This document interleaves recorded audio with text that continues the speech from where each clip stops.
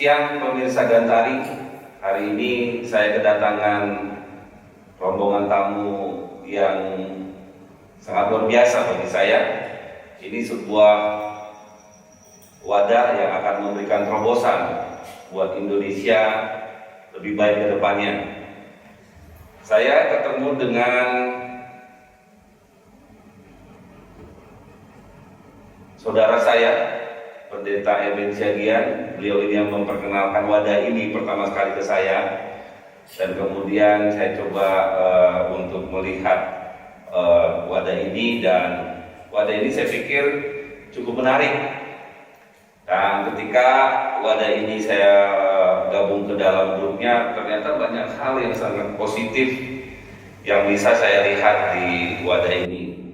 Itu yang membuat kemudian kita mengundang ketua, sekretaris, dan di sini ada penasehat dan ada pengawas yang ada di tempat ini. Dan ini kita akan berbincang-bincang tentang ini wadah apa wadah ini apa, dan kegunaannya apa, dan nanti visinya apa. Ini kita akan berbincang-bincang 1 jam ke depan, kira-kira seperti itu.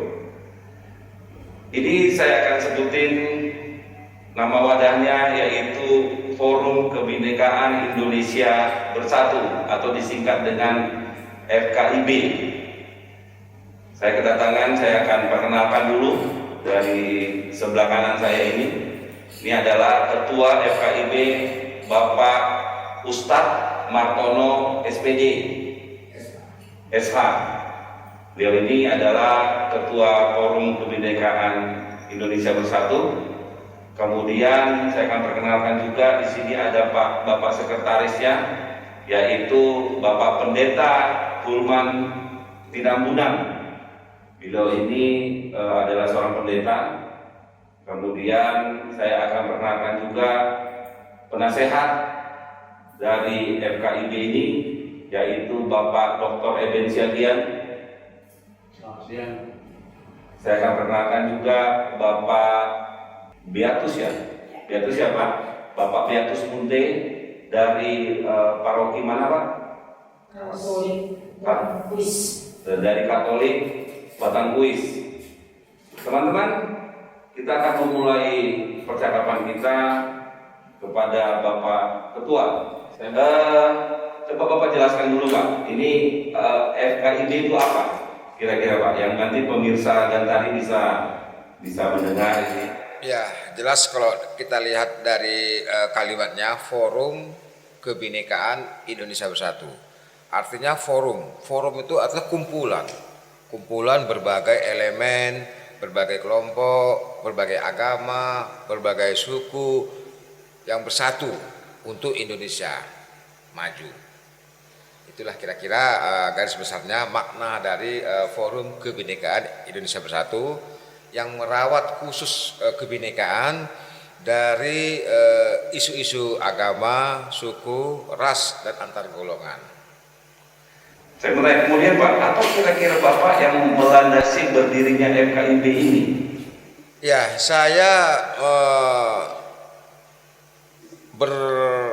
terpanggil untuk membuat Forum Kebinekaan Indonesia Bersatu karena beberapa tahun terakhir ini bangsa kita sangat memprihatinkan kondisi kita, di mana kebinekaan dari bangsa kita ini yaitu Bhinneka Tunggal Ika, tetapi ada kelompok tertentu yang menggunakan simbol-simbol agama untuk memecah belah sesama umat anak bangsa. Dan bahkan yang lebih ironisnya lagi, justru simbol-simbol agama itu untuk mengganjal orang-orang yang memang memiliki potensi untuk memimpin suatu daerah, mungkin ke depan nanti negara atau suatu lembaga negara. Selalu agama itu dijadikan alat untuk menghalang-halangi seseorang yang memang punya kapasitas dan kapabilitas untuk memimpin di suatu daerah maupun di suatu lembaga. Itu yang saya amati selama ini, sehingga kami terpanggil untuk menyatukan bangsa ini kembali, jangan terpecah belah. Walau kita beda agama, beda suku, beda kelompok, beda golongan, namun kita tetap bersatu Bhinneka Tunggal Ika demi Indonesia Raya yang maju.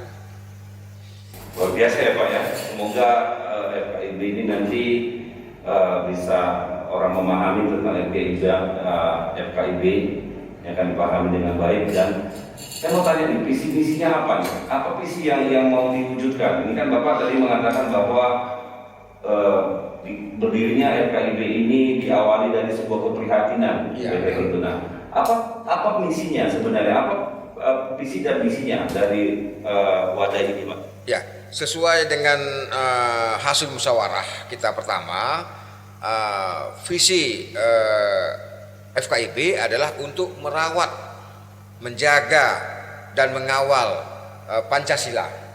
Tentu di situ ada sila pertama, ketuhanan yang Maha Esa. Kami ini adalah tokoh-tokoh agama dari setiap masing-masing agama. Namun kami juga lebih mengutamakan rasa kebangsaan kami, rasa nasionalis kami, sehingga perbedaan agama, perbedaan suku tidak menghalangi kami untuk bersatu padu membangun negeri ini. Jadi sesuai dengan anggaran dasar dan anggaran rumah tangga, itu visi FKIB adalah untuk merawat Pancasila, karena sama-sama kita ketahui belakangan terakhir ini ada kelompok-kelompok tertentu, golongan-golongan tertentu ingin mencoba-coba, ingin berusaha untuk mengganti ideologi kita, yaitu ideologi Pancasila yang selama ini telah dibangun dengan cucuran air mata, keringat darah untuk menjadikan Pancasila sebagai ideologi bangsa kita, falsafah bangsa kita, pondasi bangsa kita. Tetapi ada orang kelompok-kelompok tertentu yang ingin mencoba-coba, ingin merubah Pancasila. Jadi kita tetap mengawal Pancasila sebagai ideologi bangsa kita. Ya, ke masalah keanggotaan Pak, kira-kira siapa-siapa aja yang bisa masuk dalam keanggotaan FKIB ini? Ya, sesuai dengan anggaran dasar dan anggaran rumah tangga yang telah kita sepakati saat pembentukan FKIB ini, tentu tidak mengkotak-kotakan kelompok masyarakat.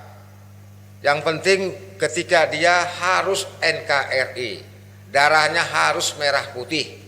Itu syarat utama yang tidak bisa ditawar bagi FKIB. Untuk menjadi anggota FKIB harus memiliki rasa kebangsaan, rasa nasionalis yang tinggi.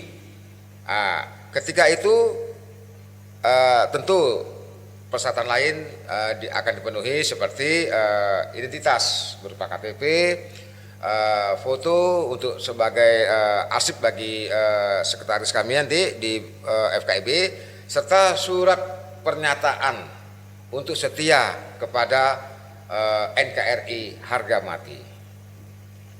Ya, saya mau ke sekretaris Pak, sekretaris dulu Pak. Terima kasih untuk saat ini bagi kita semua, apa yang dijelasin Pak Ketua FKIB tadi, Ketua Umum kita, Bapak Ustadz Martono SPD SH. Saya sebagai sekretaris, memang benar bahwa bangsa kita ini mau dikotak-kotakkan di dalam hal masalah agama.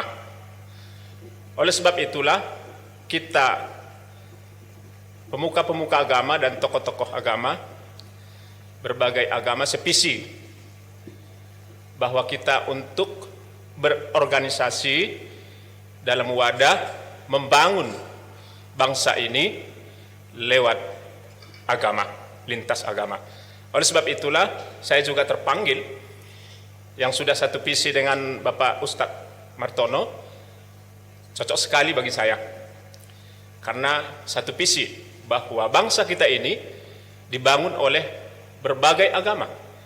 Ya, pada waktu itu yang sudah agama yang resmi ada Islam, Kristen, ya, Katolik dan juga Hindu, Buddha, dan Konghucu. Nah, saat ini teman-teman kita di lintas agama ini sudah banyak bergabung. Oleh sebab itulah, pekerjaan kita adalah mengedepankan ideologi Pancasila, bahwa kita ini adalah di bawah naungan Indonesia. NKRI kita harus jelas, yaitu nasionalis. Jadi semakin kita dalam keagamaan kita, maka kita juga semakin taat dan semakin meningkatkan rasa pengamalan kita tentang Pancasila, dan juga semakin taat kita berbangsa. Ya. Bagaimana Pak masalah keabsahan dari forum ini? Apakah sudah ada legalitasnya kira-kira Pak? Iya, kalau legalitasnya sudah ada dari Kemenkumham, dan juga berita acara sudah lengkap, Kesbangpol sudah lengkap, dan ini kita akan laporkan lagi bahwa ini sudah dilengkapi semua ke Sekretaris Negara, ya, dan juga Menteri Dalam Negeri, dan juga Menteri Agama, sekaligus TNI Polri, supaya ke depan seluruh Indonesia akan kita bersama-sama untuk membangun bangsa ini dalam lintas agama yang berideologi Pancasila. Itu Pak. Ya, kemudian pertanyaan saya Pak, tadi saya dengarkan ketika tadi sebelum masuk ke perbincangan kita ini dari Pak Ketua mengatakan bahwa di dalam organisasi ini harus tetap ada tiga agama elemen di sana. Apakah itu sudah tertulis dalam anggaran dasarnya atau ini hanya sebuah sebuah pembicaraan yang supaya orang nyaman atau gimana? Apakah itu sudah dituliskan baik? Mungkin Pak Ketua dulu yang jawab nih. Ya.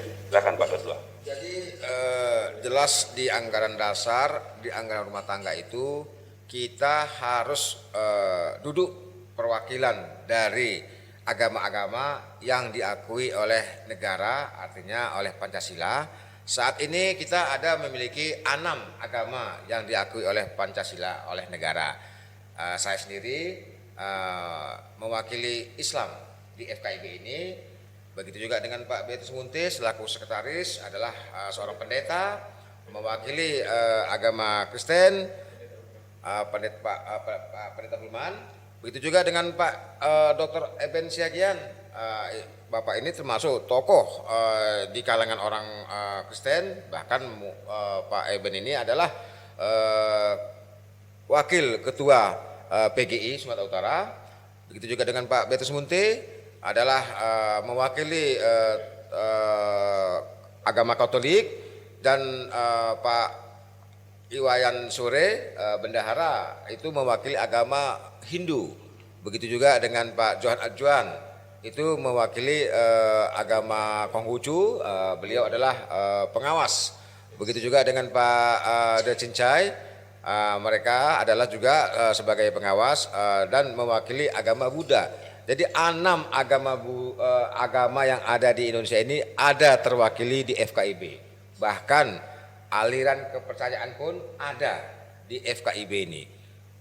Kita menampung tidak hanya berbagai suku, tetapi berbagai agama, aliran kepercayaan, supaya kita sesama anak bangsa ini tidak menunjukkan identitas kita masing-masing. Saya orang Muslim, tetapi saya di FKIB ini tidak menunjukkan identitas saya sebagai orang Muslim.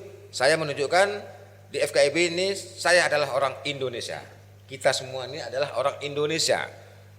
Itu sudah terpenuhi. Bagaimana Bapak bisa menjaga kebinekaan yang ada di FKIB ini? Ini kan jadi persoalan. Saya melihat mengacu kepada ada satu forum juga namanya FKUB. Mungkin kita semua sudah tahu FKUB. Awalnya berdirinya adalah orang-orang ini sangat-sangat militan ya dengan mempertahankan kebinekaan. Tetapi pada kelanjutan organisasi ini ternyata tidak seperti apa yang sudah disepakatin dari awal. Nah, bagaimana Bapak menjaga kebinekaan ini? Ini kan jadi persoalan nanti kan. Ini kan jadi persoalan yang sangat sensitif ya. Bagaimanapun ya ini cukup menyenangkan sebenarnya. Pemirsa Gantari bisa bisa melihat bahwa ini menyenangkan ketika Bapak mengatakan bahwa di sini kita menghilangkan identitas kita sebagai agama gitu. Nah, bagaimana Bapak menjaga kebinekaan ini? Ya, tentu kita punya visi dan misi merawat kebinekaan dari Sabang sampai Merauke. Tentu kita juga akan ke dalam di organisasi ini, kita harus tetap solid dan bersatu, dan kita tidak mau ke depan nanti FKIB ini akan seperti organisasi lain yang selalu gontok-gontokan, bahkan saling menunjukkan identitas masing-masing. Untuk itu kita punya program namanya pengkaderan. Jadi kita ada bidang khusus di FKIB ini yang khusus membina ideologi, mencuci, kalau bahasa apanya bukan mencuci ya, akan kita nolkan dulu otak-otak para pengurus ini dari paham-paham tertentu, sehingga kita bentuk memang supaya dia itu berjiwa nasionalis sejati. Jadi ke depan nanti seperti yang Bapak pertanyakan, itu memang sudah kita pikirkan ke depan nanti. Mungkin di sini ada Pak Penasehat, mungkin bisa nanti memberikan nasihat dan masukan kepada kami untuk bagaimana FKIB ini tetap solid. Nah, jangan pula kita mau merawat kebinekaan dari Sabang sampai Merauke, tetapi ternyata kita sendiri pun tidak solid, sebagaimana banyak organisasi lain yang awal berdirinya solid, tetapi ketika sudah besar sudah mulai menunjukkan identitasnya masing-masing. Sampai saat ini semasa kepemimpinan saya menjadi ketua FKIB, insya Allah saya jamin kita akan solid. Untuk itu sudah kita masukkan di dalam anggaran dasar, anggaran rumah tangga, bahkan di surat pernyataan tersebut apabila ada indikasi bisa merusak organisasi, maka secara langsung akan kita keluarkan dari FKIB, karena mereka sudah memberikan surat pernyataan. Makanya ketika ingin memasuk menjadi FKIB, anggota FKIB harus membuat surat pernyataan untuk siap patuh dan tunduk kepada peraturan organisasi. Coba Pak, ke Pak Sekretaris dulu. Apa filter yang dibuat dari organisasi ini Pak untuk mengekang? Ini intoleran ini saat sekarang cukup ganas lah kalau kita katakan, karena ini juga sering sekali dipakai dalam pilkada, ataupun bahkan kita nggak usah bicara organisasi, kita bicara tentang kemasyarakatan pun kadang-kadang intoleran ini sangat mengacaukan, kalau saya mengatakan seperti itu, tanda kutip ya, mengacaukan, karena banyak orang tidak lagi mempunyai kebebasan dalam hal beragama. Kira-kira apa filter yang akan Bapak sebagai sekretaris nih yang akan organisasi buat untuk mengekang orang-orang yang masuk intoleran ini? Gitu. Apa yang dibuat? Ya, terima kasih. Yang pertama, kita melihat bahwa dia itu harus juga seia ataupun ada persepakatan dulu dari agama mana dia gabung di FKIB ini. Tentu misalnya kalau ke Kristen dia, tentu harus banyak koordinasi dengan tokoh-tokoh yang ada di Kristen sesuai dengan kekristenan kaidah, tetapi yang berasaskan ideologi Pancasila. Jadi kita memperbanyak pemahaman-pemahaman nasionalis itu dengan tidak ada mayoritas dengan minoritas. Itu jelas sekali.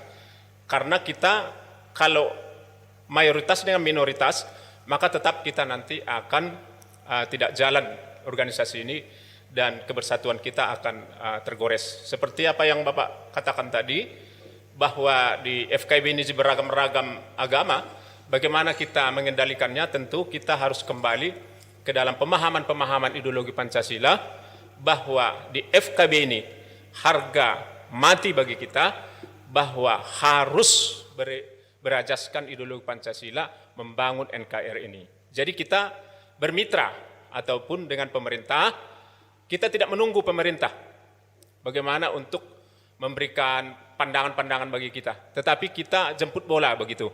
supaya jangan seperti organisasi-organisasi yang tumbuh ketika lama makin tidak kelihatan. Tetapi kita selalu jemput bola, melihat keadaan dan situasi yang ada di bangsa kita, tetapi tidak melanggar perundang-undangan dan tetap taat dan patuh kepada undang-undang dan juga pemerintah kita yang ada sekarang ini. Justru itulah kemitraan kita untuk membangun bangsa ini di lintas agama ini jelas sekali harus di dalam undang-undang kita, yaitu ideologi Pancasila. Saya kira Apakah demikian, Pak. yang tadi dibicarakan itu sudah dimasukkan dalam anggaran dasar kira-kira, Pak? Iya, jadi kita ini sudah kita masukkan bahwa kita pemuka-pemuka lintas agama yang ada di FKIB sudah bersepakat bahwa kita berajaskan ideologi Pancasila dan sudah masuk anggaran dasar kita. Ya, itu makanya kita sudah ada hak patennya di Kemenhukam dan juga berita acara kita sudah dipatenkan bahwa organisasi ini sudah seturut dengan peraturan perundang-undangan. Demikian.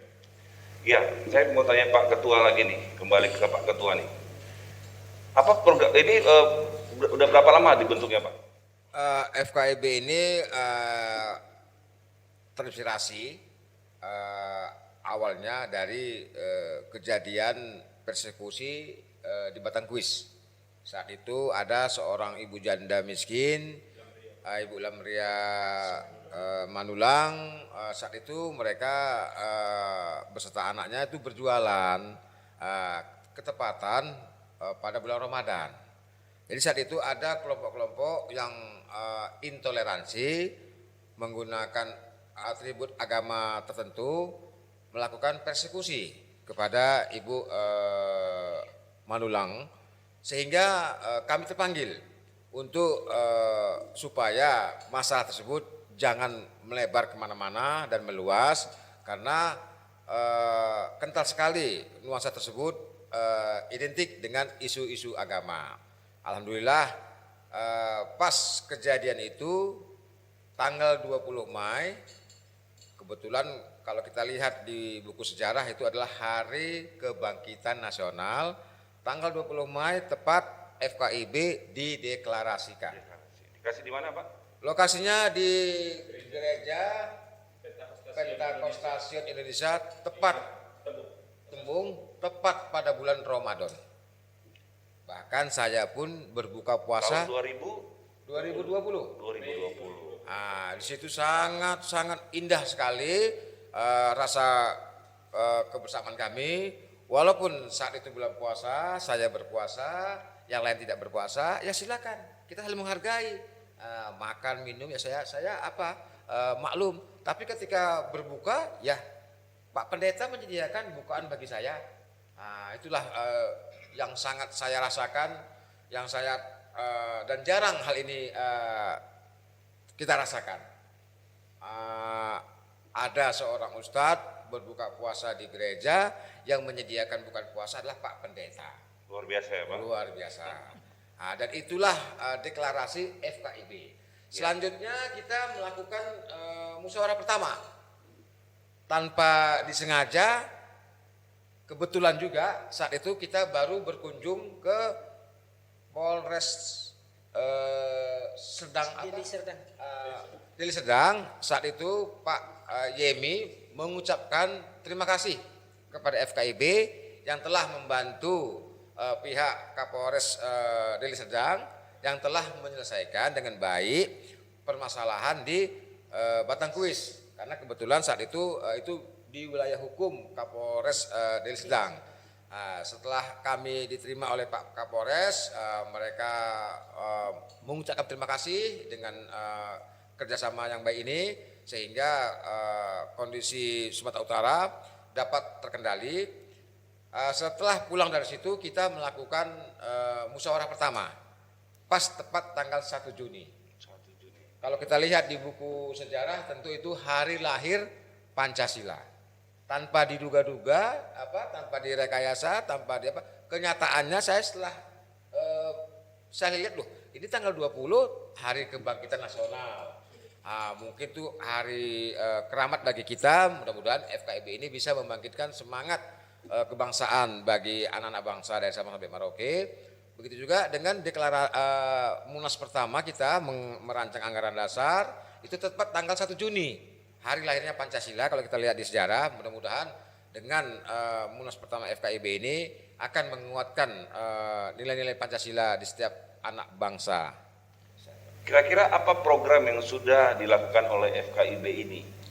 Pertama, saya mau tanya, Bapak bisa memberikan jawaban. Pertama ada pertanyaan saya, apa yang program yang dilakukan oleh FKIB ini 1 tahun ke depan? Ya, apa kira-kira, Pak? Tepat. Memang di FKIB ini kita ada program jangka pendek, jangka menengah, jangka panjang. Program jangka pendek tentu kita akan menyiapkan segala administrasi kita, legalitas kita sebagai organisasi yang bersifat nasional. Karena ini adalah Dewan Pimpinan Pusat, tempatnya di Sumatera Utara. Itu sudah kita selesaikan semua tahap pertama jangka pendek. Sembari kita sosialisasi kepada lembaga-lembaga yang terkait yang berhubungan dengan Pancasila, dan saat itu pada tanggal lupa saya tanggal 12 Desember Pak ya. Sebetulnya kita saat itu akan diterima oleh RI 1 di istana. Tapi ketepatan saat itu terjadi gejolak politik. Pas hari Jumat itu ada unjuk rasa besar-besaran yang akan di depan istana, sehingga pihak sekretariat mengatakan kepada kami untuk ditinjau di jadwal ulang kembali untuk ke istana, sehingga kami diarahkan ke BPIP. Pengganti pertemuan di istana karena kondisi tidak memungkinkan untuk mengadakan pertemuan tersebut, maka kami diarahkan ke BPIP. Di situ udah kita sampaikan kepada BPIP dan mereka siap akan bekerjasama dengan FKIB. Kebetulan FKIB adalah bersifat nasional, banyak program-program BPIP yang agak tersendat karena belum ada mitra kerjasama. Untuk itu mereka sangat sepakat, mungkin setelah habis COVID nanti ini program-program BPIP itu akan diteruskan kepada masyarakat melalui FKIB. Itu yang sudah kita lakukan kerjasama. Begitu juga dengan pihak Mabes Polri. Kita juga sudah audiensi dengan Mabes Polri. Dalam hal ini diterima oleh Direktur Keamanan Nasional Pak ya, Keamanan Negara, Bapak Brigjen Effendi Umar. Karena saat itu kan memang kondisi bangsa ini lagi memanas saat itu. Ada suatu organisasi agama tertentu yang selalu saja membuat kericuhan. Dan kita sudah bekerjasama juga dengan pihak Mabes Polri untuk merawat khususnya Sumatera Utara ini supaya kebinekaan itu tetap terjaga. Dan tentu untuk jangka menengah kita akan terus melakukan kerjasama dengan lembaga-lembaga terkait. Dan program saya jangka panjang tentu nanti setelah habis masa kepemimpinan saya, tentu saya pastikan FKIB ini ada di semua provinsi. Dan saat ini sudah banyak provinsi-provinsi lain yang siap mengibarkan bendera FKIB, tetapi karena administrasi saat ini kita agak terganggu sedikit, karena kebetulan ketua pengawas kita sedang berada di rumah sakit di opname, jadi belum bisa menaikkan SK ke pengurusan FKIB, yang itu merupakan syarat utama untuk mendaftarkan ke Kementerian Dalam Negeri. Selanjutnya kita juga akan mendaftarkan ke Kementerian Agama, karena mitra kita ini sangat dekat dengan polisi, dengan TNI, dan Kementerian Agama. Itu program-program kita saat ini. Ya, coba Pak Sekretaris, saya mau tanya dulu. Bagaimana pemerintah melihat keberadaan dari FKIB ini? Apakah mereka, sementara kan kita sudah tahu bersama bahwa pemerintah sudah punya FKUB Gimana kira-kira Bapak melihat bagaimana hubungan pemerintah dengan FKIB? Itulah singkatnya begitu, Pak. Ya, terima kasih. Jadi kita melihat bahwa pemerintah juga positif, tetapi di dalam positifnya mereka juga mempelajari kita apakah ada persaingan-persaingan dari organisasi lain. Jadi kita mengatakan kalaupun ada organisasi yang sudah ada seperti FKUB untuk merawat kerukunan umat beragama di Indonesia, kita membantu itu juga.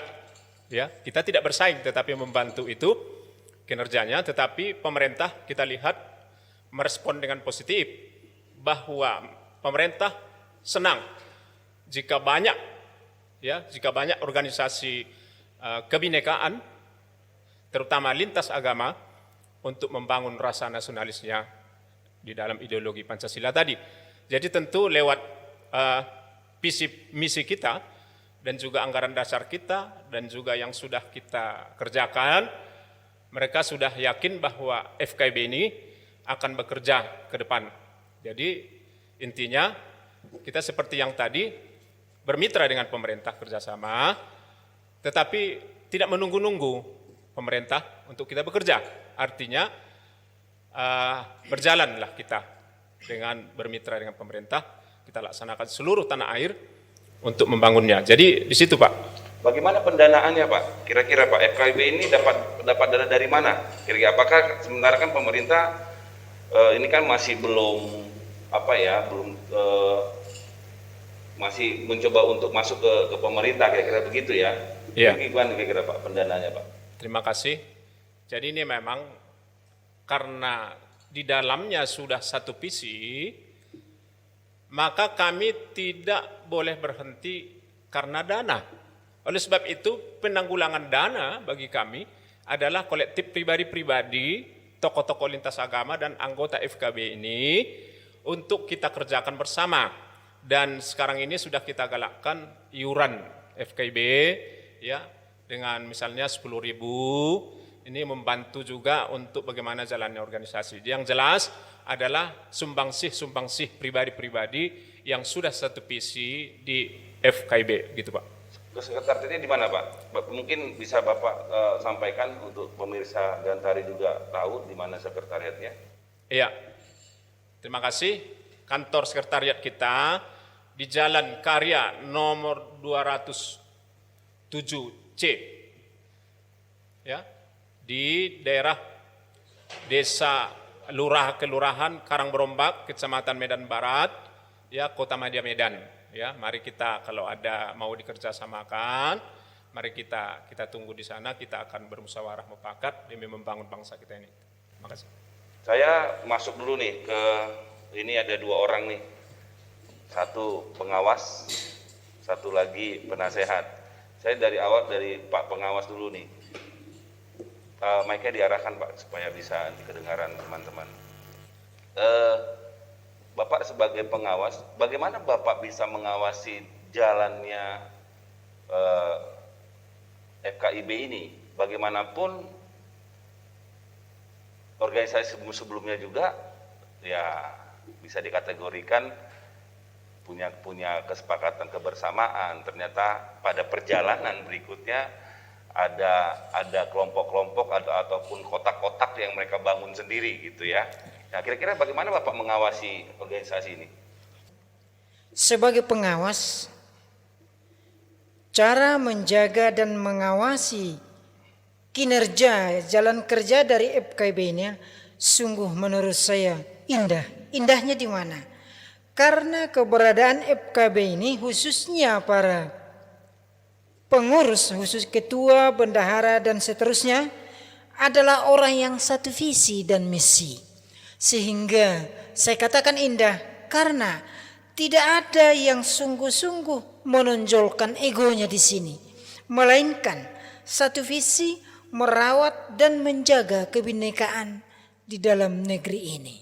Itulah membuat kami sebagai pengawas senang dan sangat indah mengikuti FKIB ini. Terima kasih. Dari Katolik sendiri bagaimana melihat FKIB ini? Bukankah Katolik dari Gereja Katolik sendiri mereka punya paroki sendiri, yang kemudian juga saya lihat sih tokoh-tokohnya lumayan cenderung ke FKUB ya Pak. Iya. Nah bagaimana Katolik melihat organisasi ini gitu?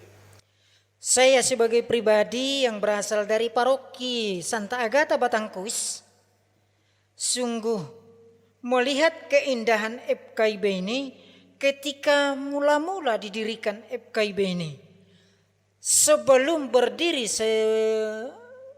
selama ini, diskusi dulu para tokoh-tokoh agama ini, khususnya 6 tokoh agama.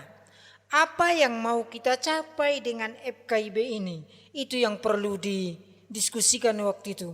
Sehingga ada kesepakatan yang kita capai ialah menjaga kebinekaan. Maka dari sudut pandang Katolik yang saya pahami, bahwa FKIB ini sungguh cocok, sepaham dengan pandangan Katolik saya lihat itu. Makanya kami dan khususnya saya pribadi seorang Katolik bergabung dengan FKIB ini. Terima kasih. Pak, penasehat. Pak Eben Siagian ini saya kenal cukup lang-lang buana nih organisasi ini. Ini penasehat yang harus diperhitungkan kira-kira. Kira-kira gimana Pak? Pendapat Bapak gimana Bapak melihat FKIB ini dengan organisasi yang sudah Bapak jalanin? Mungkin kan Bapak masuk, kalau saya dengar Bapak juga di banyak organisasi ya, salah satunya BKAG masuk ya Pak? Iya. BKAG, ya, PGI, bahkan FKW masuk juga Pak? FKW enggak lihat-lihat saja. FKW lihat-lihat saja. Nah, sekarang Bapak memasukkan diri ke beragaman. Saya pikir ini udah skup yang sangat luas, apalagi ternyata Sumatera Utara ini menjadi pusat ya Pak ya. Nanti yang lain-lain gimana Bapak melihat ini? Bapak ini kan penasihat ini harus menasihati banyak nih 33 provinsi ini. Gimana kira-kira coba Pak? Terima kasih Bung Surya. Kami boleh diterima di studio Gantari TV yang sudah semakin mantap, semakin terang gitu ya masa depannya. Amin. Saya sebagai penasehat yang masih sehat Iya. akan memberikan komentar pemikiran tentang hadirnya FKIB di tengah-tengah Nusantara ini. Banyak orang berpikir tentang penasehat itu kalau sudah tua, padahal hadir di studio pun belum tentu bisa karena sudah tua, udah batuk-batuk gitu. Jadi FKIB ini Pak Martono ini hebat ini, dia pilih seorang penasehat yang masih energik, yang masih sehat. Ya, kebetulan saya masih sehat, bukan saja fisik atau jasmaninya yang sehat, pikirannya juga masih sehat, apalagi rohaninya. Jadi kebersamaan kita di studio ini tadi sudah dijelaskan oleh Pak Ketua, Sekretaris, bahkan ya pengawas. Pertama, sebagai tokoh di Sumatera Utara, saya Pendeta Dr. Eben Siagian menyambut hangat kehadiran Forum Kebinekaan Indonesia Bersatu FKIB. Semoga ini menjadi sesuatu berkat di tengah-tengah bangsa dan negara ini nantinya di kemudian hari. Tentunya kalau niat dan motivasi itu adalah motivasi yang baik, yang benar, maka itu akan tercapai. Ini akan menjadi berkat di tengah-tengah bangsa ini. Jadi niat dulu, niat dan motivasinya apa. Saya mengenal Bapak Ustadz kita ini, ya bukan Ustadz yang begitu sohor ya, bukan Ustadz yang hebat. Saya bukan merendahkan beliau, tapi sesungguhnya kalau mau ditelusuri, justru beliau ini yang Ustadz yang hebat. Seorang Ustadz bukan hanya memikirkan umatnya, umat Islam, tapi memikirkan masa depan bangsa ini. Beliau melihat bahwa bangsa ini sedang digoyang oleh kelompok-kelompok tertentu, sedang mau dirubuhkan bahkan.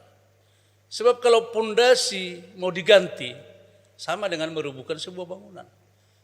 Semua kita tahu bahwa ada kelompok tertentu yang mungkin ya memakai ya nama agama untuk mau merubah Pancasila sebagai dasar negara.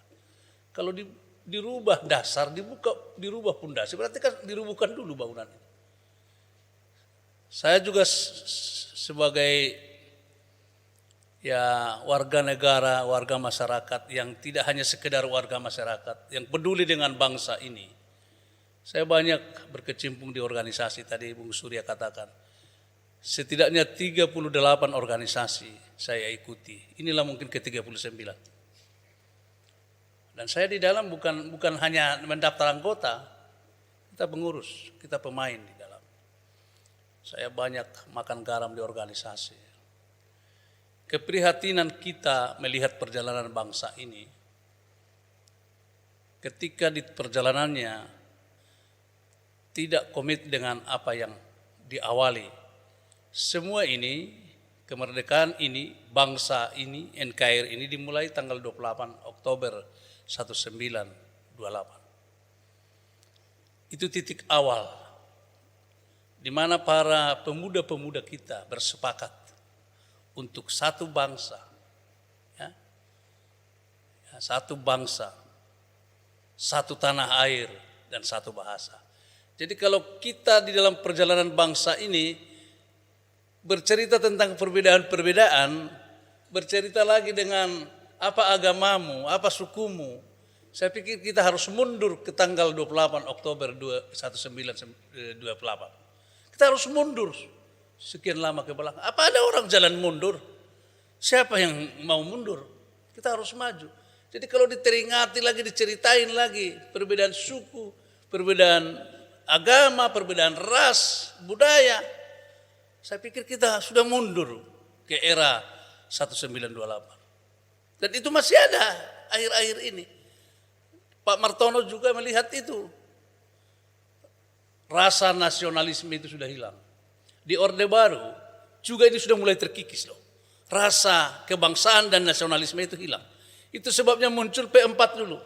Pedoman penghayatan dan pengamalan Pancasila. Sudah banyak orang tidak berpedoman lagi dan tidak mengamalkan Pancasila lagi. Ada programnya, ada kurikulumnya, ada lembaganya BP7. Di Orde Reformasi ini gak ada. Jadi ini kita bisa leung seperti layangan yang tidak terkendali. Bayangkan kalau semua orang bisa membuat sesuka hatinya tanpa terkendali, ya hancurlah negara ini. Dan inilah yang sudah kita lihat terjadi di tengah-tengah bangsa ini. Kemudian dalih agama. Dalih agama, semua agama akan menuntut orang ke jalan yang baik, ke jalan yang benar. Semua agama-agama apa? Bukan agama itu kalau tidak membawa umatnya ke arah kebaikan dan kebenaran. Tapi kenyataan. Jadi kita tidak bicara soal perbedaan. Perbedaan itu adalah merupakan kekayaan bangsa ini. Perbedaan itu adalah anugerah Tuhan. Memang kalau di Alkitab kami pun dikatakan itu, bahwa Tuhan menciptakan manusia itu laki-laki dan perempuan. Berarti ada perbedaan. Kalau laki-laki semua bisa kita bayangkan bagaimana kehidupan manusia di dunia ini. Atau perempuan semua.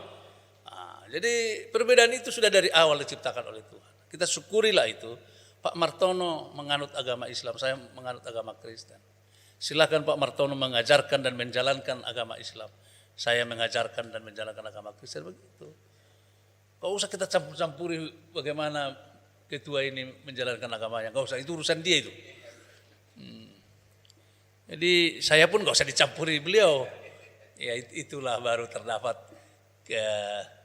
kebersamaan, ya. Apa yang menjadi tujuan daripada supaya kita tetap bersatu. Saya potong Pak penasehat. Bagaimana Bapak melihat organisasi ini? Peran orang-orang muda. Ini kan saya perhatiin udah pada usia semua ya, pada di atas 50 tahun di atas ya Pak. Ya, atas 50 tahun ya. Mungkin ada yang sudah 60, mungkin ada yang sudah lebih. Bagaimana Pak? Penasehat ini melihat peran anak muda nih kira-kira nih kan? Ini Bung Surya ini jeli melihat ya. Artinya beliau katakan itu Oke lah kalau sekarang dia mantap, bagaimana 10 tahun lagi? Dan ini juga kita titipkan sebagai penasehat. Apakah ini namanya nasihat? Boleh-boleh saja. Ini kita titipkan kepada Pak Ketua dan Pak Sekretaris, supaya dalam kepengurusan itu ada yang usia 50-an, seperti kita-kita ini, ada 40-an, ada 30-an. Bahkan bila perlu ada yang 20-an. Jadi sehingga nanti pada perjalanannya, organisasi ini tetap ada. Kita tidak kehabisan pemimpin atau kader dengan usia. Dan saya sangat setuju Pak, kalau sudah 60 tahun ke atas jangan lagi pengurus lah. Cukuplah pengawas atau enak atau tidak enak. Jangan bercokol di enaknya itu. Atau jangan bercokol di ketidak. Kita sepakat lah. Kata 60 tahun sudah dong. Kecuali dalam perjalanannya pada habis periodenya dia 61 atau 62 boleh lah. Tapi kalau sudah katanya dia diajukan lagi jadi kita bisa kehilangan generasi. Apa yang dikatakan beliau ini jeli melihatnya. Mungkin sudah diketennya begitu di kepengurusan itu ya. Umur lanjut ini semua ini. Gimana kalau semua ini selesai nanti ini siapa yang melanjutkan begitu? Kita akan pikirkan itu. Ke depan memang harus diwarnai oleh generasi tua, generasi setengah tua, generasi muda dan generasi yang sangat muda. Supaya kesinambungan organisasi itu bisa berjalan. Sekali lagi kami sebagai tokoh masyarakat di Sumatera Utara menyambut dengan hangat kehadiran FKIB.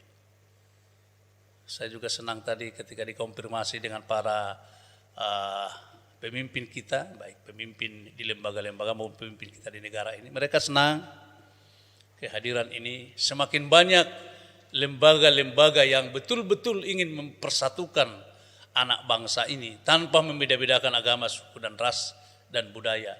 Semakin mantaplah, semakin kebersamaan itu tercipta di tengah-tengah bangsa kita. Ya, agama boleh berbeda, suku boleh berbeda, kulit boleh berbeda. Ya, tapi kita harus satu tujuan untuk menjadikan bangsa ini menjadi bangsa yang besar, bangsa yang berdamai sejahtera. Sehingga semua orang akan datang ke Indonesia berduyun-duyun. Ada yang manis, ada yang indah di Indonesia ini. Bukan hanya alamnya, tapi perilakunya. Kalau mau belajar akhlak, belajar moral, belajar etika, maunya studi bandinglah negara-negara lain ke Indonesia. Tapi semoga dengan hadirnya FKIB itu menjadi terwujud suatu ketika. Ketika bangsa lain mau belajar moral, akhlak, etika, dan kepribadian, mereka akan datang ke Indonesia. Maka teringatlah kita nanti dengan Pak Ustadz Martono yang kata orang tidak hebat, tapi sesungguhnya menurut saya justru beliau ini yang paling hebat. Tapi tidak sepopuler orang lain gitu. Karena tidak sering nongol di TV, tidak sering nongol di YouTube untuk khotbah-khotbah seperti khotbah yang lain yang mungkin kurang sejuk.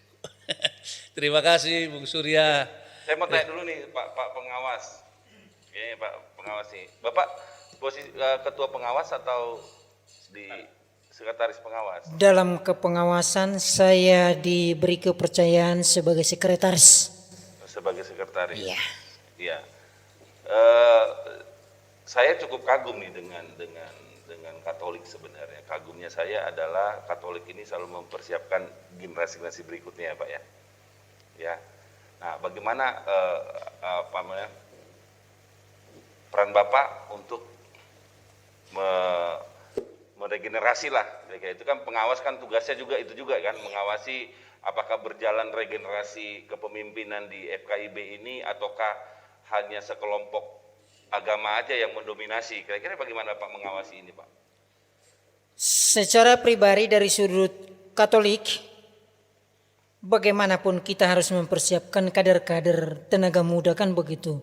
Oleh karena itu kami sudah mencari calon-calon yang sudah kami daftarkan menjadi anggota di FKIB ini, yang masih segi umur sangat energik, kemampuan pun tidak diragukan lagi. Oleh karena itu kami sungguh-sungguh mengawasi khususnya pengkaderan di FKIB ini, karena perjalanan FKIB ini adalah jangka panjang. Terima kasih. Oke, ya Pak Ketua nih, bagaimana Bapak menjalankan organisasi FKIB ini dengan pertama berbagai macam agama, budaya, dan suku ras itu ya. Apalagi akan dibentuk beberapa provinsi kira-kira begitu. Nah, apa yang mau dilakukan oleh FKIB ini dalam mengorganisir misalnya ketika terjadi persekusi terhadap sebuah agama tertentu. Nah, bagaimana perannya dari FKIB ini, Pak? Kalau saya tetap dalam menjalankan kepemimpinan saya sebagai Ketua FKIB tidak lari dari anggaran dasar, anggaran rumah tangga. Di anggaran dasar, di anggaran rumah tangga, di situ ada penasehat. Tentu dalam kondisi normal, setiap kebijakan saya akan meminta nasihat, petunjuk dan arahan dari para penasehat, karena penasehat di FKIB ini adalah tokoh-tokoh agama di Sumatera Utara. Kenapa kita ambil tokoh-tokoh dari Sumatera Utara yang memang mumpuni untuk memberikan nasihat kepada saya supaya saya tidak salah dalam menjalankan organisasi. Itu dalam kondisi dalam keadaan normal. Tetapi dalam kondisi tidak normal, saya harus mengambil keputusan sendiri. Hal ini pernah terjadi ketika ada persekusi Ampat Nakes di Siantar. Ketika saya mendengar ada seorang atau 4 orang nakes yang sedang memandikan pasien mayat yang positif COVID, di situ ada kelompok-kelompok tertentu yang menggunakan simbol-simbol agama, mengatakan dan bahkan melaporkan 4 nakes tersebut dengan pasal penistaan agama. Ketika itu saya spontan bereaktif, karena ketika saya ingin meminta pendapat dan masukan dari penasehat tidak memungkinkan, maka saya mengambil sikap langsung. FKIB saat itu kasus itu sudah di pihak kepolisian, sudah digelar perkara dan sudah diajukan ke kejaksaan untuk tahap penuntutan. Ketika masih di tahap kejaksaan, saya langsung memberikan statement, kiranya Kejati Pematang Siantar menghentikan kasus tersebut karena terlalu prematur pasal yang diterapkan oleh Ampat Nakes dengan menggunakan pasal penistaan agama. Alhamdulillah, 1 hari setelah saya membuat statement, keesokan harinya Kejaksaan Negeri Siantar menghentikan kasus tersebut. Iya Pak, ini saya mau tanya lagi Pak. Apa upaya yang dilakukan oleh FKIB nantinya ke depan dengan satu wadah-wadah agama yang intoleran ya? Apakah FKIB ini merangkul mereka atau menggeser mereka keluar gitu, atau seperti apa kira-kira Pak? Ya, sebetulnya bagaimanapun mereka itu adalah saudara-saudara kita, sebangsa setanah air. Mungkin mereka itu mendapat pemahaman di luar budaya bangsa Indonesia. Dan ini kita sedang menjajaki kepada lembaga BNPT untuk mengembalikan saudara-saudara kita yang tertangkap dan menjadi tersangka sebagai teroris, itu akan dilakukan pembinaan. Dan kita sudah ada komunikasi dengan pihak BNPT untuk membantu pihak BNPT untuk menyadarkan para tersangka-tersangka teroris tersebut. Dan kita juga tetap membangun kerjasama dengan kawan-kawan. Kebetulan kelompok-kelompok intoleransi itu juga adalah teman-teman saya. Iya. Ya kita sebagai teman tentu menghargai dia sebagai teman, sebagai keluarga, tetapi ketika sudah menyenggol-nyenggol NKRI, tentu saya memiliki sifat yang tegas. Jadi saya dan saya pun juga berusaha juga untuk mendekati kerjasama dengan mereka supaya ayo kita duduk bareng bersama, jangan lagi ada perbedaan, jangan lagi ada penafsiran agama yang menyimpang.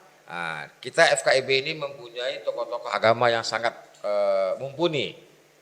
Kiai Haji kita punya di FKIB ini, ketika dia seorang ustadz atau ulama memang sangat dimumpuni keilmuan agama Islamnya.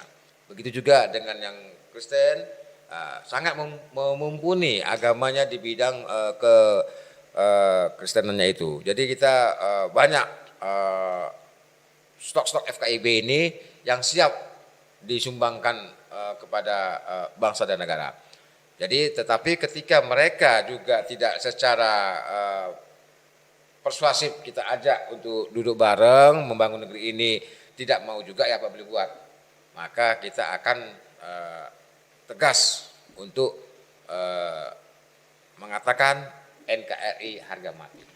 Apa yang membuat Bapak sangat yakin bahwa organisasi FKIB ini yang Bapak nakodain ini akan tetap pada rel kebinekaan? Apa yang membuat Bapak yakin? Saya yakin karena di awal berdirinya FKIB ini kita tetap menjadikan agama kita masing-masing sebagai dasar untuk menjalankan organisasi ini. Jadi kalau saya seorang muslim, tentu FKIB ini merupakan ladang ibadah bagi saya. Ketika saya mengabdi kepada Tuhan dalam bentuk vertikal, tentu itu pribadi saya. Tetapi ketika saya mengabdi kepada Tuhan dalam bentuk hablum minan nas, bermasyarakat, berbangsa, bernegara, ya inilah ladang amal ibadah saya. Jadi tentu dasar dari menjalankan organisasi FKIB ini tentu dasarnya dengan landasan agama. Maka ketika lambang FKIB adalah lambang bintang, tentu kita tahu sila pertama itu adalah lambang bintang ketuhanan yang Maha Esa. Jadi kita semua ini tetap berdasarkan ketuhanan yang Maha Esa dalam menjalankan roda organisasi.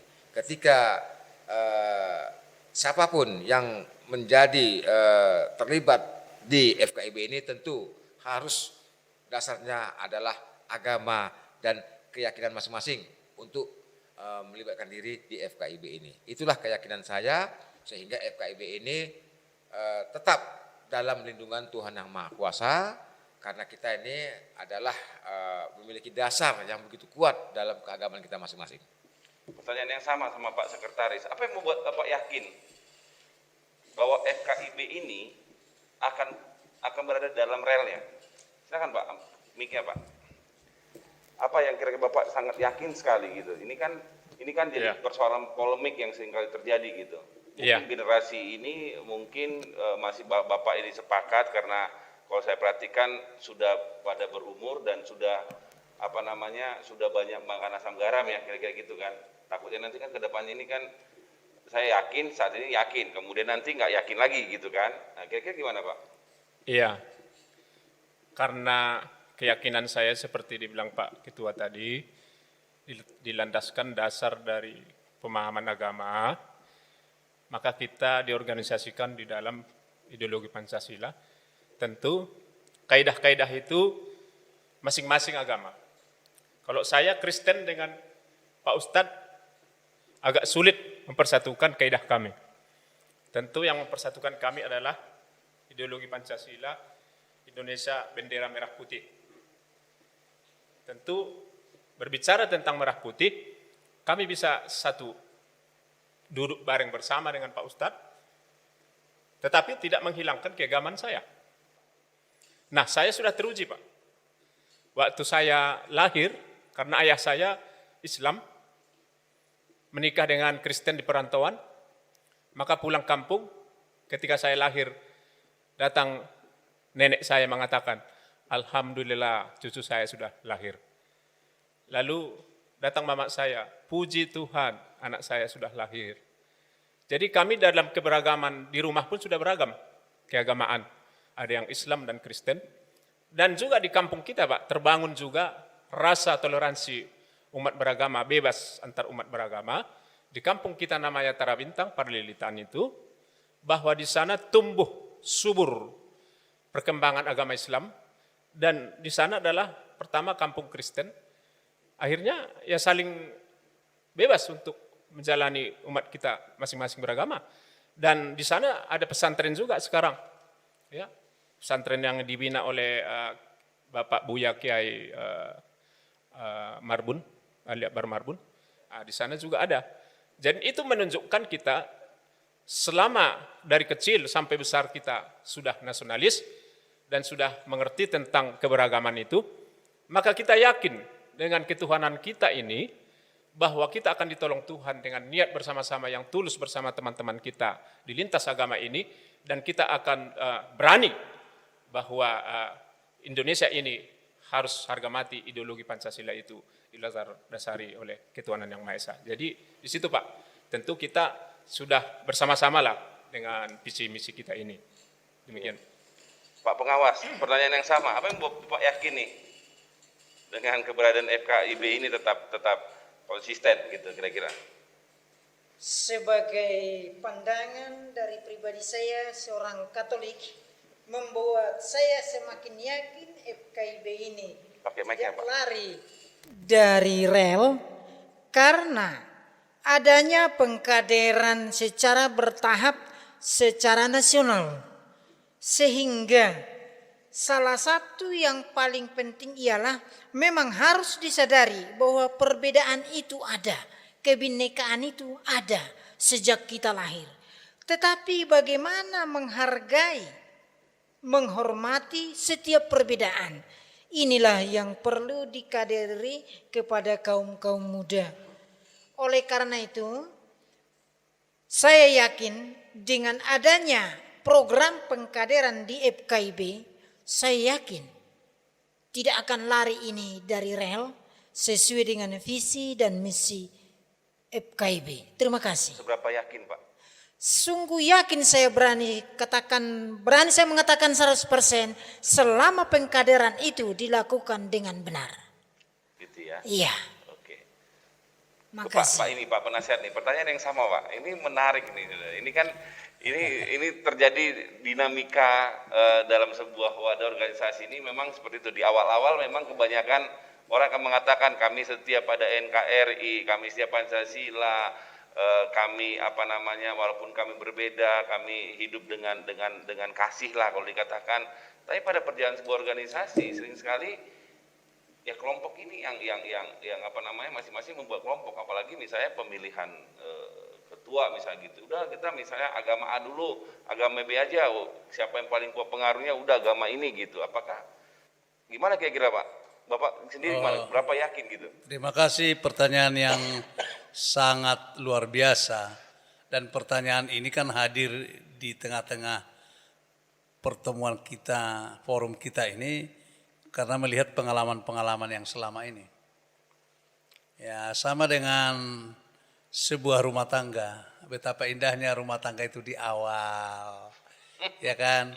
Senyum saja suami istri sudah mengerti, senyum saja belum dibilang apa-apa, ya kan? Iya, apalagi diangkat alis matanya gini, terus ngerti, oh iya, belum lagi ngomong, saling mengerti.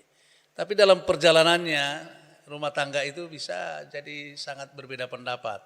Kalau kita main mata begini, matamu itu main mata kau di sana kau rupanya katanya. Jadi sama seperti organisasi. Di awal membentuk organisasi itu dengan semangat yang sama, visi yang sama, misi yang sama. Apalagi diawali dengan sebuah pergumulan, kejadian-kejadian yang tidak mengenakan. lalu muncul secara emosional untuk membentuk sebuah wadah seperti FKIB ini. Nah, ini kan berawal dari situasi dan kondisi yang dihadapi, dilihat oleh Pak Ustadz ini dan mencermati apa yang terjadi. Sekarang pertanyaan ini, sejauh mana keyakinan Pendeta Eben Siagian sebagai penasehat bahwa organisasi ini akan langgeng nanti? Atau kau hanya satu periode ini saja, karena memang sama-sama memancangkan pilar-pilar itu dari awal. Sangat menarik apa yang disampaikan Bapak pengawas tadi, itu tergantung kepada pengkaderan orang-orang yang di dalam. Termasuk kita-kita ini, bukan hanya generasi muda yang dikader. Artinya supaya yang tua itu dengan yang setengah tua, dengan yang muda kali itu satu warna semua. Satu warna. Nah ini yang barangkali kami titipkan juga sebagai penasehat kepada pengurus yang baru ini, supaya pengkaderan tentang nasionalisme itu. Kalau dulu semua warga negara Indonesia dikader tentang cinta tanah air, cinta bangsa melalui P4, kita dikader untuk menjadi orang-orang nasionalis. Jadi orang Batak sih iya karena bapak saya sudah marga Siagian. Jadi agama Kristen ya enggak apa-apa jadi agama Kristen karena bapak saya juga sudah Kristen. Dan saya mau jadi Kristen. Kalau soal agama biar bapak kita yang Kristen, kalau kita mau Islam ya enggak apa-apa, itu hak ajasi. Tapi jangan sampai kita kehilangan nasionalisme kita tentang bangsa dan negara ini. Sebab dalam kitab suci orang Kristen pun dikatakan ada dua kewarganegaraan kita.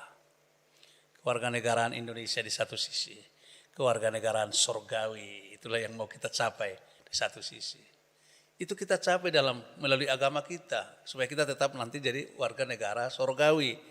Tapi sebagai warga negara Indonesia, semasa kita masih hidup di dunia ini, pantaslah kita melakukan karya-karya yang indah untuk bangsa ini.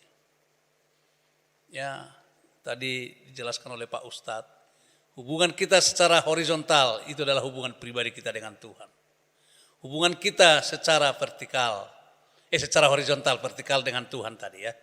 Vertikal adalah hubungan pribadi kita. Istri kita pun gak bisa intervensi kita itu. Hubungan kita secara horizontal. Bagaimana kita berhubungan dengan sesama manusia. Bukan hanya sesama manusia. Sesama makhluk. Bagaimana kita bisa memelihara binatang-binatang yang melestarikan binatang ini.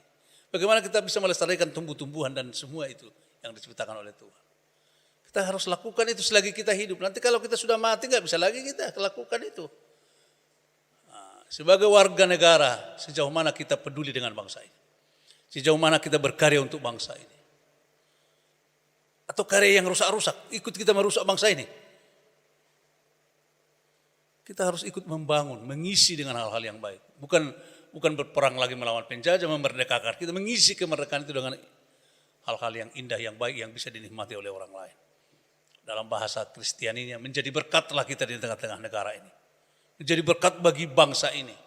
Bukan kehadiran kita membuat orang pusing, membuat negara ya pusing, tapi membuat negara sejahtera. Jadi menjawab pertanyaan itu, pertanyaan yang sangat harus muncul memang begitu. Karena pengalaman organisasi di masa lalu seperti itu. Awal-awalnya menggebu-gebu hebat. Semua orang melirik, semua orang. Tapi tiba 10 tahun, 15 tahun kemudian baru 2 generasi atau 3 generasi sudah lenyap. Bahkan sudah gontok-gontokan, bahkan tidak satu visi lagi. Jadi itu tergantung kepada pengkaderan. Tergantung kepada pengkaderan. Kenapa? Maaf ya, kenapa Golkar sampai sekarang berjaya? Pengkaderannya luar biasa. Sudah berapa kali pecah Golkar kan di reformasi ini. Tapi tetap hebat. Pemenang kedua loh secara nasional. Padahal sudah pecah. Itu karena pengkaderan. Saya pikir kita kan mengikuti juga perkembangan di Orde Baru ketika masih 3 partai. Pengkaderan yang paling hebat adalah di Golkar. Dimulai dari pengurus, anak ranting. Gak pernah langsung itu. Harus pengurus dari bawah. Jadi ini juga kita mulai dari yang kecil-kecil. Dan kalau boleh pada saatnya, maka untuk mengkader seluruh anak bangsa ini, akhirnya diserahkan kepada FKIB kan luar biasa. Amin, luar biasa. Ya kan? Diserahkan semua ke FKIB yang bisa. Sudah terbukti kok. Mereka beragam-ragam di dalam, tapi mereka tetap seragam. Ada orang beragam-ragam, tapi nggak seragam. Padahal keseragaman ini, bersatu ini yang kita capai. Supaya tetap bersatu, walaupun bermacam-macam atau beragam-ragam. Jadi intinya menjawab itu Bung Surya, harus ada pengkaderan. Di dalam pengkaderan itulah nanti kita didoktrinisasi. Semua ini doktrinisasi. Terhadap yang jelek pun bisa dia orang dicuci otaknya. Cuci otak terlalu kasar kan, pikir nanti dirinso otaknya kan gitu kan. Tapi mendoktrinisasi itu sebenarnya lebih bagus di pengkaderan. Sampai dia tahu apa doktrin kita sebenarnya. Supaya kita tetap satu walaupun berbeda-beda.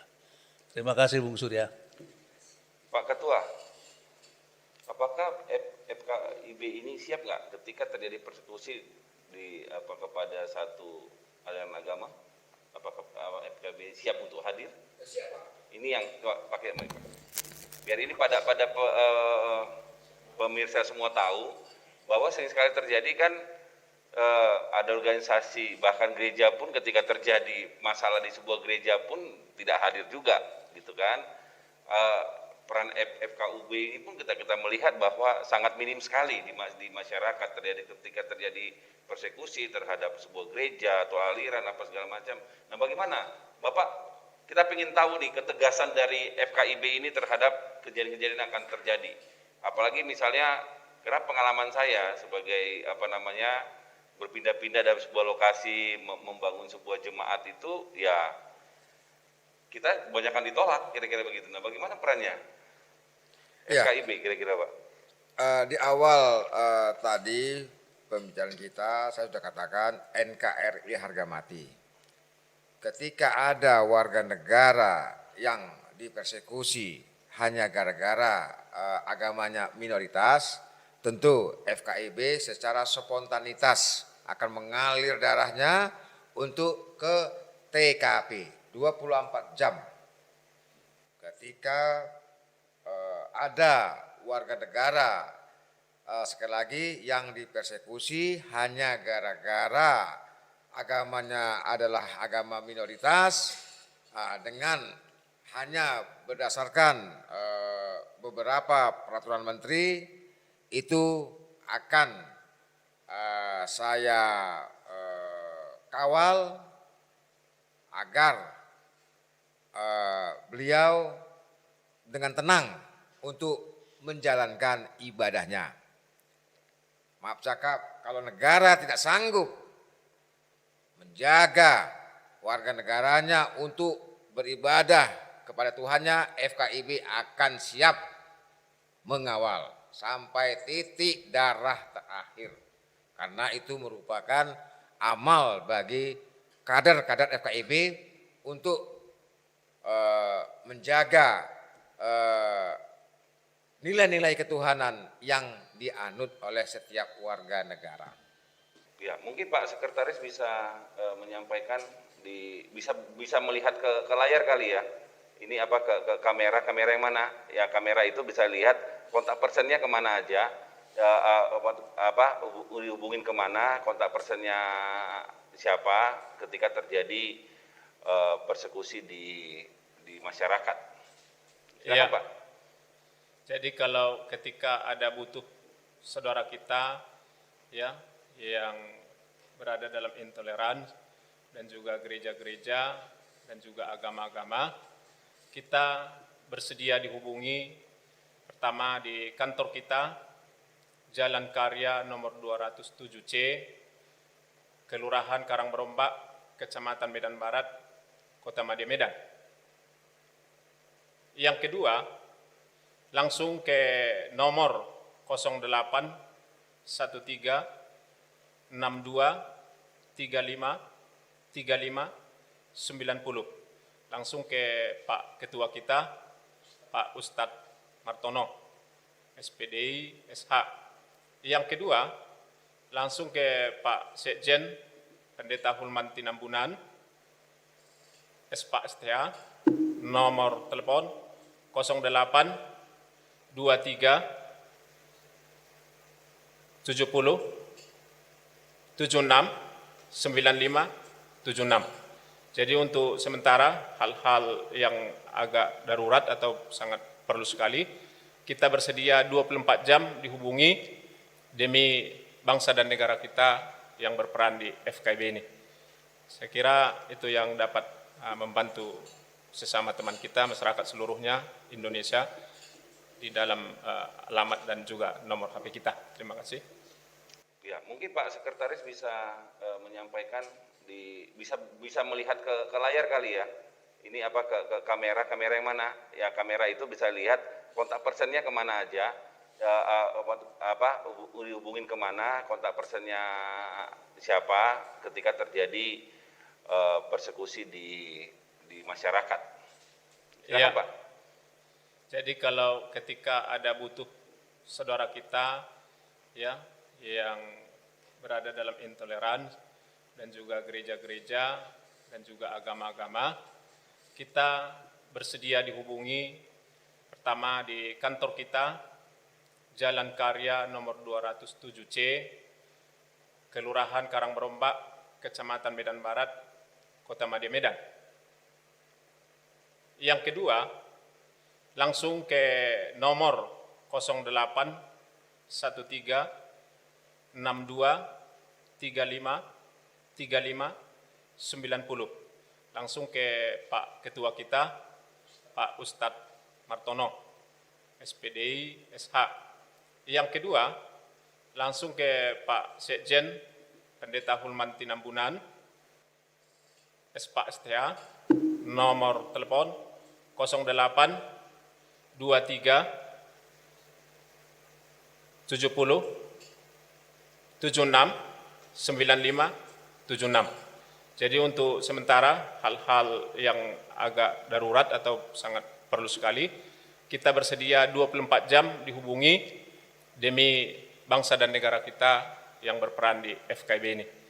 Saya kira itu yang dapat membantu sesama teman kita, masyarakat seluruhnya Indonesia di dalam alamat dan juga nomor HP kita. Terima kasih.